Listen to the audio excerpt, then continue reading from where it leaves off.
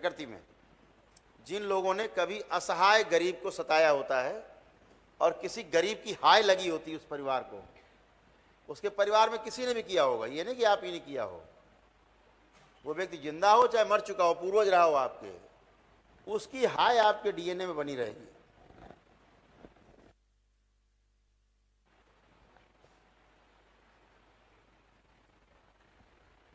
और कह भी गए कि हाय बड़ी गरीब की।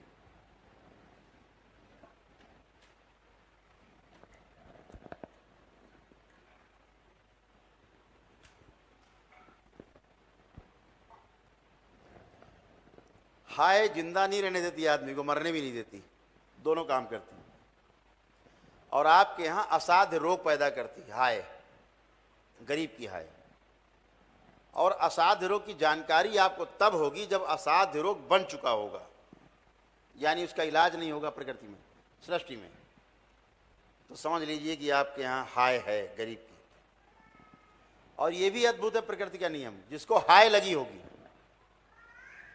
उसमें भगवान विष्णु के ही गण आते हैं उसके भोग काटने के लिए।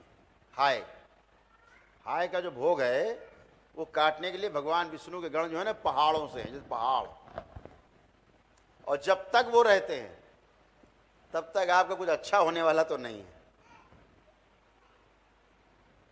और भोलेनाथ का जो तंत्र है, शिव का जो तंत्र है, वो विष्णु के गणों पे नहीं चलता। या ये कह लीजिए आन है कि शिव का तंत्र विष्णु के गणों पे नहीं चलाया जाता।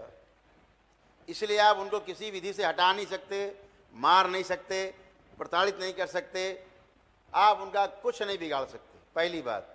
दूसरी बात, वो आपको दिखते ही नहीं है।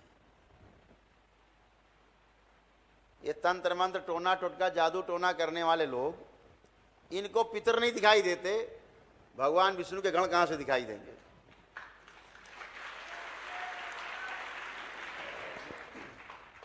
तो समस्या बनी रहेगी, लेकिन उसका कोई उपचार नहीं होता। लेकिन इस दरबार में आपके पहले एक विष्णु सहस्त्र नाम के जप के लिए 6 से 7 दिन लगते थे और 10 से 11 ब्राह्मण लगाते थे हम शुरू में। तो उनको प्रसन्न करके ही वापस भेजा जा सकता है आपके डीएनए से निकाल के। तो कम से कम 6-7 दिन चलता था और 10 से 11 ब्राह्मण जप करते थे प्रतिदिन, सुबह से लेकर शाम तक।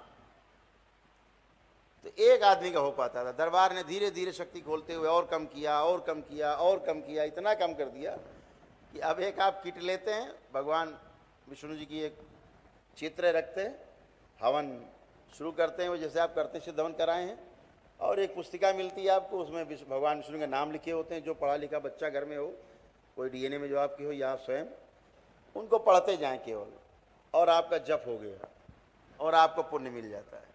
इतना सरल कर दिया दरबार, तो कोई भी कर सकता है इसको।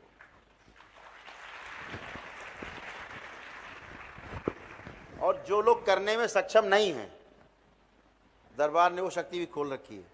आप भगवान विष्णु सहस्त्र नाम का पाठ करने में सक्षम नहीं है, आप पे धन नहीं है, या रुद्राभिषेक करने में आप सक्षम नहीं हैं, आप पे धन नहीं है, तो दरबार आपको अपनी ओर से पुण्य देता है, रुद्राभिषेक के भी और विष्णु सहस्त्र नाम के भी, और आप स्वस्थ होते हो। आपको कुछ नहीं करना होता।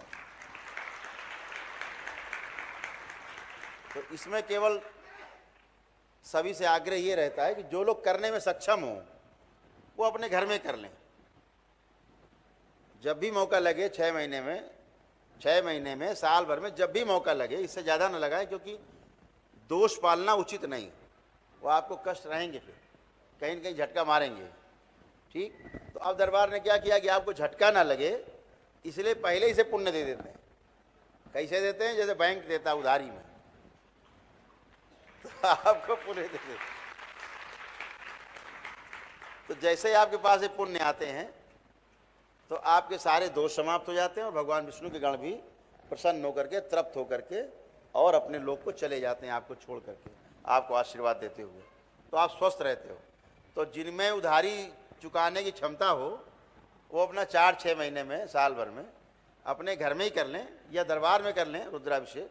अगर वहाँ घर में लगे बहुत महंगा पड़ता, दरबार आप आते ही रहते हैं, अपना कर लिया, यहाँ किया चाहे घर में किया, वो कोई इसके लिए वो विशेष हो नहीं कि नहीं आप यहीं करो, ऐसा कुछ नहीं है। अपने घर में भी आप करें, ठीक है। यहाँ तो रोज रुद्राभिषेक होते हैं, यहाँ तो 10 रुद्राभिषेक रोज होते हैं, इधर भी होते हैं, ब्राह्मण करते रहते हैं, देखा होगा बाबा के दरबार में, उधर माँ के दरबार में अंदर भी वहाँ रुद्राभिषेक होते रहते हैं। तो यहाँ जो रुद्राभिषेक करते हैं बाबा के सानिध्य में होता है। इतनी बात है कि दरबार स्वयं पूरा वहाँ पे उपस्थित होता है कि आप रुद्राभिषेक करें। तो आप जब अपने रुद्राभिषेक करोगे भविष्य में, तो आपके रुद्राभिषेक किए गए जो आपके पास हैं वो बने रहेंगे, और उधारी जो ली थी आपने वो दरबार में आकर के पुण्य वापस जमा हो जाएंगे, और आपके अपने पास अपने वाले पुण्य बने रहेंगे और आप सुरक्षित रहेंगे। तो जो सक्षम हो वो करेगा, जो सक्षम नहीं है वो बाबा से प्रार्थना करेगा कि हम सक्षम नहीं है बाबा, हम कर नहीं सकते, मेरे पास धन नहीं है, तो हमारी रक्षा करो, कृपा करो, ये पुण्य हमारे पास बने रहें सदा के लिए। ये आपको सुविधा है, आवश्यक नहीं है, कोई भार नहीं है कि नहीं आप करेंगे, इसको ध्यान रखना है। तो चलिए मुद्दे पे आते हैं। आज बहुत समय